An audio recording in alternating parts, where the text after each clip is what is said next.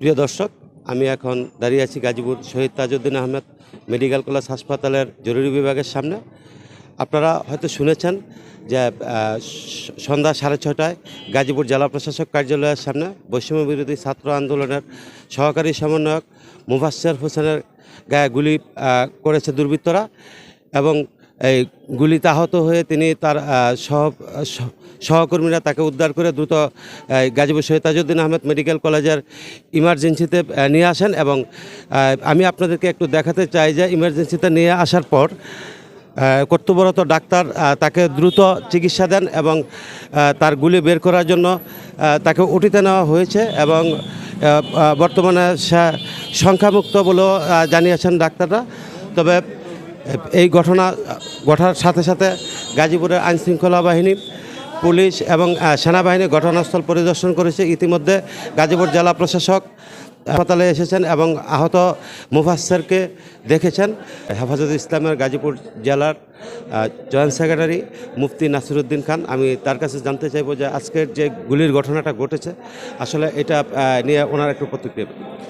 জি, আপনারা অবশ্যই ইতিমধ্যেই জেনেছেন যে আমাদের গাজীপুর জেলার বৈষম্যবিরোধী ছাত্র আন্দোলনের সহকারী সমন্বয়কারী মুফাসসির হোসেন সন্ধ্যায় আমাদের ডিসি অফিসের সামনে গুলিবিদ্ধ হন।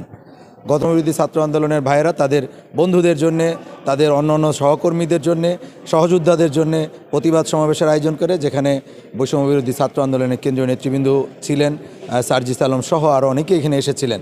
সেখানে ডিসি, এসপি এবং পুলিশ কমিশনার সহ ওনারা তাদের প্রতিশ্রুতি দিয়েছেন যে কোনো মূল্যে সন্ত্রাসীদের গ্রেফতার করবেন এবং সারা দেশব্যাপী একটি বিশেষ অভিযানের ঘোষণাও দেন।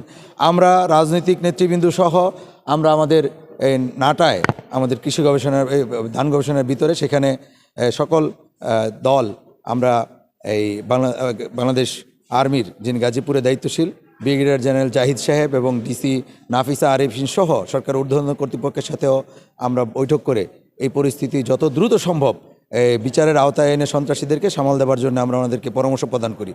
আমাদের গাজীপুরের সবচেয়ে গুরুত্বপূর্ণ স্থাপনা এবং সবচেয়ে গুরুত্বপূর্ণ যে দফতরটি ডিসি অফিস, এর সামনে এই গুলির ঘটনা ঘটায় আমরা মনে করি সারা গাজীপুরই অরক্ষিত।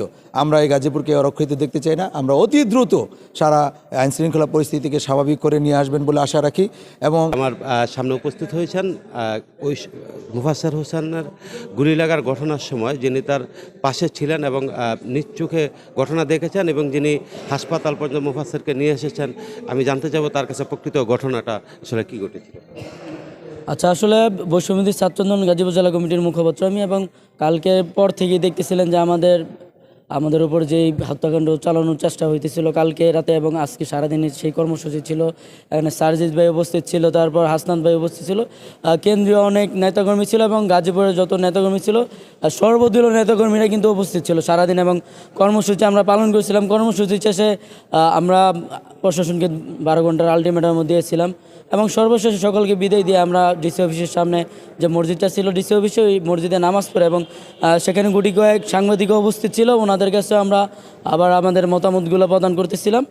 তৎক্ষণাৎ তার আবার কি কারেন্টও চলে গিয়েছিলো, নামাজের পরবর্তী সময়ে কারেন্ট চলে গিয়েছিলো এবং ডিসি অফিসের গেটের সামনে যেহেতু সোলার লাইট ছিল না, সেক্ষেত্রে গেটটা ছিল অন্ধকারাচ্ছন্ন এবং আমরা যেহেতু ডিসি অফিসের অভিমুখেই কথা বলতেছিলাম সাংবাদিকদের সাথে, সুতরাং রাস্তায় কি ঘটনা ঘটতেছিল তার দিকে আমাদের খেয়াল ছিল না।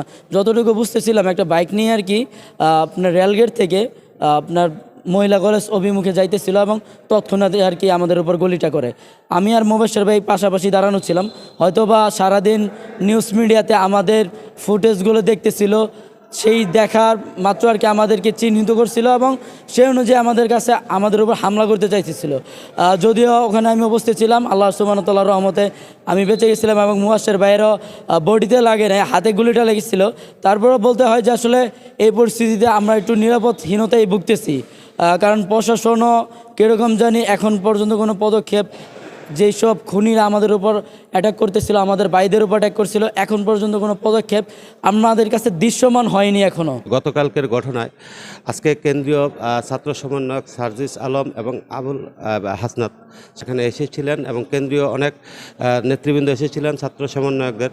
তারা প্রোগ্রাম শেষে আহত ছাত্রদের হাসপাতালে দেখতে আসার জন্য তারা অবস্থান নিয়েছিলেন। সেখানে আরও কিছু ছাত্ররা আসার কথা ছিল এবং এই সেখানে ডিসি অফিসের সামনে অবস্থান করা অবস্থায় হঠাৎ বিদ্যুৎ চলে যায় এবং রাস্তা থেকে একটি মোটরসাইকেল যোগে পূর্ব থেকে পশ্চিম দিকে যাওয়ার সময় হঠাৎ তাদের উপরে গুলিবর্ষণ করে এবং মুহাসেরকে হাসপাতালে আনা হয়েছে। ইতিমধ্যে আপনারা জেনেছেন যে মুহাসেরকে উন্নত চিকিৎসার জন্য ঢাকায় রেফার করা হয়েছে। এখানে যে গুলিটা লেগেছে সেই গুলিটা গাজীপুর হাসপাতাল কর্তৃপক্ষ এটাকে বের করতে পারেননি, তাই বিধায় তাকে ঢাকায় পঙ্গু হাসপাতালে রেফার করা হয়েছে। এই ছিল আমার কাছে সর্বশেষ তথ্য। Mohammad Rafiqul Islam Rafiq, channel S, Gazipur.